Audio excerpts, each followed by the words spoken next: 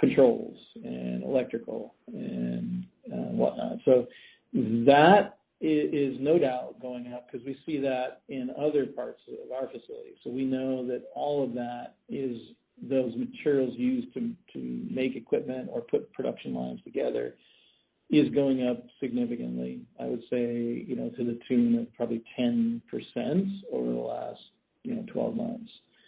When it comes to the machines themselves, I think that we are seeing the machine prices increase, but not as dramatically as the cost of their materials, we believe.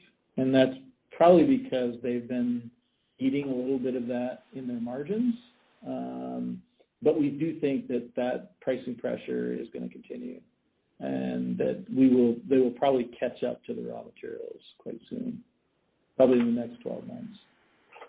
As to where it goes beyond that for the raw materials to make that machinery, it could be, another couple of years of steady price increases to the tune of, probably 3 to 4% per year. When it comes to the raw materials that stretch wrappers use, we've seen a much more dramatic increase. And that's because it's a one-for-one, like the lead time on buying the resin for those films, that linear low density polyethylene that market changes all the time. And, that type of market is very sensitive to pricing and it goes up very, very quickly and comes down very quickly. Yeah. Whereas, steel and raw materials tend to be longer contracts and further out. So, longer lead times. So the increase we've seen on the raw materials for the actual stretch wrap have been, more to the tune of 30 and 40% over the last 12 months. Say the last part, 30 to 40% raw materials? Over the last 12 months for the stretch film itself. 30 to 40% price increase.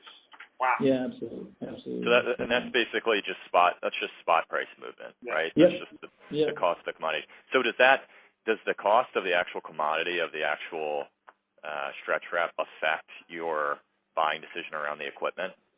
I mean, are they correlated?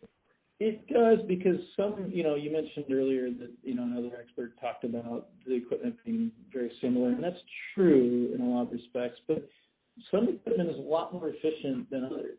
In other words, there's something in stretch wrap, it's called pre-stretch, and that's where you're actually stretching the film before you apply it to the load.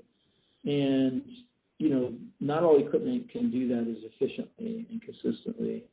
And so the more pre-stretch you put on something, the tighter it is in a wrap, and frankly, the better it performs, and the less film you use, right? So on a per load basis, you're only talking about, maybe 50 cents a unit load for the film itself.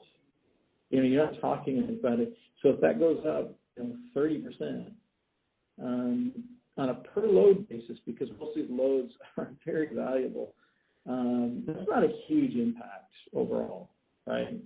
But over the long term of, doing maybe hundreds of pallets a day, every day, over a year, that does add up. And so as you think about your equipment's efficiency in its ability to pre-stretch, that's going to be a factor in terms of technology that you're very interested in maximizing, right? Like making sure, A, because it's less film, but B, because it performs better when it's stretched more, you have less damage, less loads that topple over, all those things downstream. So I would submit that, the pre-stretch is not a small consideration, but it does help equalize the high cost of film, relatively high cost of film. And so far, that film impact on a stretch wrapper is negligible because, it's really the film that you're using on the product inside the case for the consumer units that so much more film used on that. It's not stretched. It's a far bigger expense. Okay. I need to